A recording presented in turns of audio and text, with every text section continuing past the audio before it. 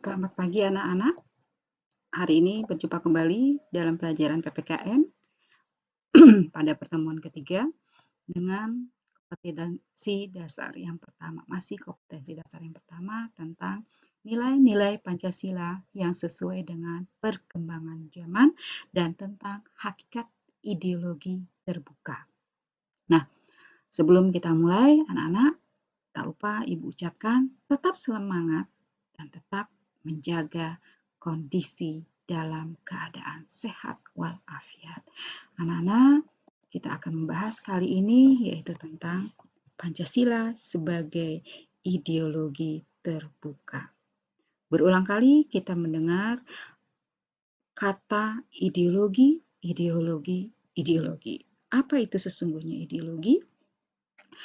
Ideologi pertama kali dicetuskan oleh Antonin de Tracy, yaitu seorang ahli filsafat Prancis yang mendefinisikan bahwa ideologi adalah sebagai ilmu pikiran manusia yang mampu menunjukkan jalan menuju kebenaran. Secara sederhana, ideologi adalah kumpulan gagasan, ide, keyakinan, atau hasil pemikiran yang bersifat sistematis dan memiliki tujuan yang bermanfaat bagi manusia. Ideologi tidak bisa dikatakan atau tidak bisa dikatakan dapat berwujud, melainkan ideologi adalah berupa konsep yang bersifat abstrak di mana pemaknaannya setiap orang akan berbeda dan beragam. Sehingga ideologi tersebut penilaiannya pun berbeda-beda kebenarannya. Tetapi setiap orang akan menganggap bahwa ideologinya lah yang paling benar. Hal ini pernah dikemukakan oleh Max Havelaar, di mana penguasa akan menganggap ideologinya lah yang paling benar.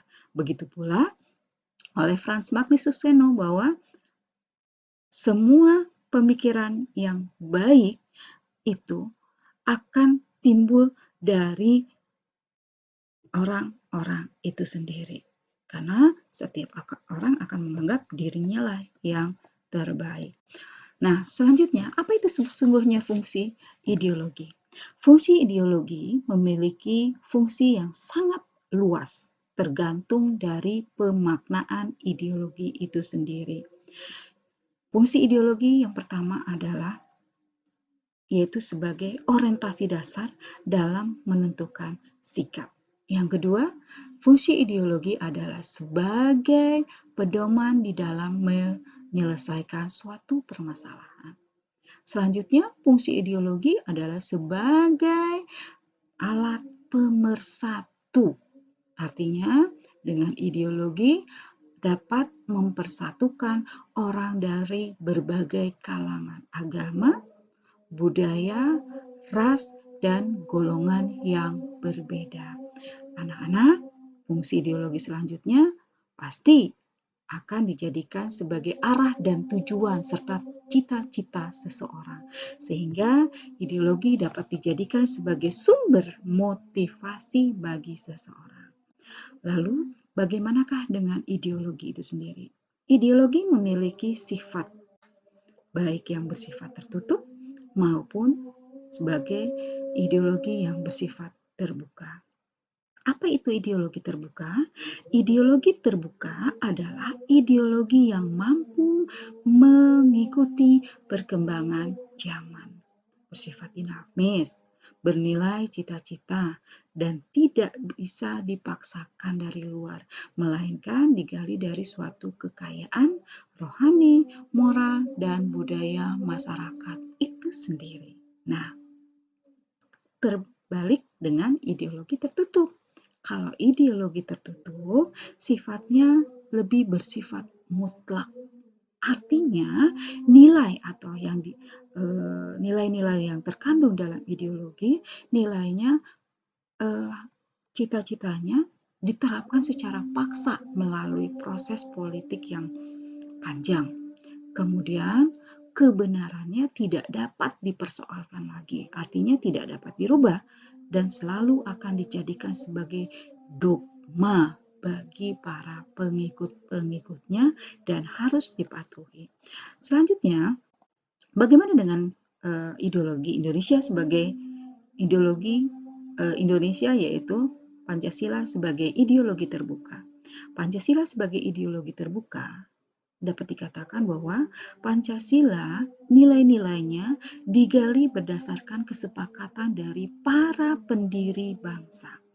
Sehingga nilai-nilai Pancasila itu merupakan nilai hasil musyawarah dari para pendiri bangsa. Yang kedua, nilai-nilai Pancasila adalah nilai-nilai yang digali dari adat istiadat, kebudayaan, dan agama-agama yang ada di Indonesia. Hal ini dapat kita lihat dari sejarah pembentukan Pancasila itu sendiri yang pada pelajaran lalu telah kita pelajari. Nah, dalam nilai Pancasila dirumuskan bahwa Pancasila dijadikan sebagai dasar negara. Untuk sampai kapanpun Pancasila akan digunakan di dalam berbagai kehidupan kegiatan masyarakat. Nah, ini bisa dilihat dari kedudukan Pancasila. Kedudukan Pancasila itu terdiri dari berbagai macam dan selalu digunakan di dalam kehidupan masyarakat Indonesia. Di antaranya adalah Pancasila sebagai dasar negara, Pancasila sebagai kepribadian bangsa, Pancasila sebagai pandangan hidup, Pancasila sebagai perjanjian luhur bangsa, Pancasila sebagai sumber dari sumber segala hukum Indonesia, dan Pancasila sebagai jiwa bangsa Indonesia. Serta tidak lupa bahwa Pancasila dijadikan sebagai filter globalisasi. Filter globalisasi dari nilai-nilai perkembangan zaman. Inilah yang kalau kita lihat sebagai ciri dari Pancasila sebagai ideologi terbuka. Selanjutnya, bagaimana penerapan Pancasila itu sendiri? Penerapan Pancasila sebagai ideologi terbuka di Indonesia, hal ini dapat kita lihat dari masa ke masa pembangunan di Indonesia. Pancasila selalu digunakan sebagai pedoman atau acuan tolak ukur dalam segenap aspek pembangunan bangsa Indonesia. Di antaranya misalnya dalam bidang politik, bidang hukum, bidang politik dalam bidang hukum contohnya politik dalam menentukan bagaimana pelaksanaan pemilu di Indonesia yang luber. Yang kedua, dalam bidang hukum, Pancasila selalu dijadikan acuan dasar dalam pembentukan hukum di Indonesia. Yang kedua, dalam bidang perekonomian. Dalam bidang perekonomian, Pancasila dijadikan sebagai tolak ukur perekonomian Indonesia yang berasaskan kepada kekeluargaan dan bentuk koperasi. Lalu dalam bidang sosial budaya, yaitu adanya pelestarian kebudayaan daerah yang dijadikan sebagai kebudayaan nasional. Selanjutnya dalam bidang pertahanan, dikatakan bahwa nilai-nilai Pancasila adalah nilai-nilai yang diterapkan dalam sistem pertahanan keamanan rakyat Indonesia secara semesta. Nah, ini pun diterapkan dalam kehidupan sehari-hari, baik oleh siswa, orang tua, maupun dalam hal yang lainnya. Contoh, yaitu dalam lingkungan keluarga, lingkungan masyarakat, lingkungan sekolah, lingkungan masyarakat, bangsa, dan negara.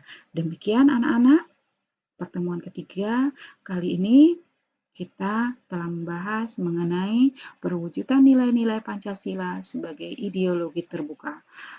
Insya Allah, dengan mempelajari materi kita pada hari ini, kita akan teruskan semangat perjuangan kita akan tanamkan karakter yang sesuai dengan semangat kebangsaan Indonesia, yaitu cinta tanah air, peduli lingkungan, peduli sosial.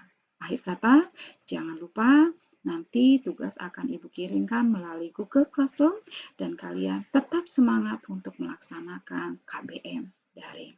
Wassalamualaikum warahmatullahi wabarakatuh.